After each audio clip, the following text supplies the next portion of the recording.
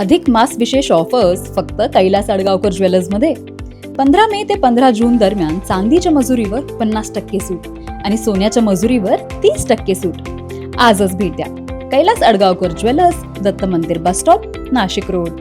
प्रभाग क्रमांक 3 मधील तपोवन परिसरातील नागरिकांनी प्रभागाचे नगरसेवक माननीय गौरव भानुदास गोवर्धने, माननीय सौ प्रियंकाताई धनंजय माने, माननीय सौ जुईताई प्रणव शिंदे यांना कपिला नदी परिसरात बोलावून या पवित्र नदीची झालेली दयनीय अवस्था दाखवून कपिला नदी ही केवळ जलप्रवाह नसून ती आपल्या प्राचीन संस्कृतीची, आध्यात्मिक परंपरेची आणि धार्मिक श्रद्धेची साक्ष देणारी पवित्र जीवनवाहिनी आहे.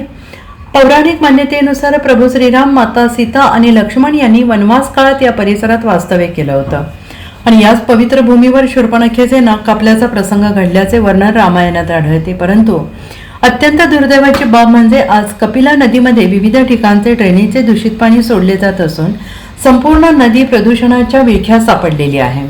नदीकाठावर असह्य दुर्गंधी पसरलेली आहे. भाविक, पर्यटक आणि स्थानिक नागरिकांना मोठ्या त्रासाला सामोरं जावं लागत आहे. जेव्हा गाईड या नदीचे पौराणिक महत्त्व सांगतात तेव्हा श्रद्धेचा अनुभव घेण्यासाठी आलेल्या पर्यटकांचे स्वागत दुर्गंधीने होत असल्याचं अत्यंत वेदनादायी चित्र दिसून येतं. लवकरच येणाऱ्या कुंभमेळ्याच्या पार्श्वभूमीवर कपिला नदी परिसराला विशेष महत्त्व प्राप्त झाले.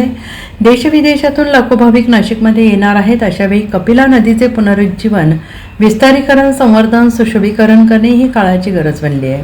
की कपिला संगम, जिथे माता सीता, श्रीराम प्रभू आणि त्यांचा स्वतःचा सर्वांचा इथं वास झालेला आहे, अशा ठिकाणी जिथे ज्याच्या किनाऱ्यावरती कुंभमेळा हा भरला जातो गेल्या 12 वर्षात.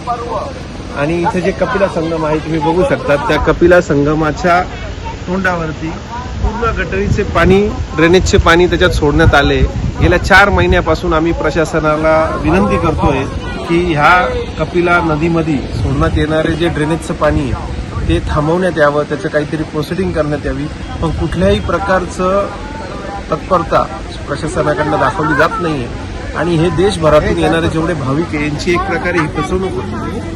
आणि काय होतंय, उपस्थित नागरिकांनी प्रशासनाकडे तात्काळ उपाययोजना करण्याची मागणी केली आणि यावेळी सर्व नगरसेवकांनी प्रशासनाचा सातत्यानं पाठपुरावा करून कपिला नदीला तिचे हरवलेले वैभव, पावित्र्य आणि स्वच्छता पुन्हा प्राप्त करून देण्यासाठी सर्वतोपरी प्रयत्न करण्याचे आश्वासन दिले. NCN न्यूजसाठी रोहन देनी, नाशिक.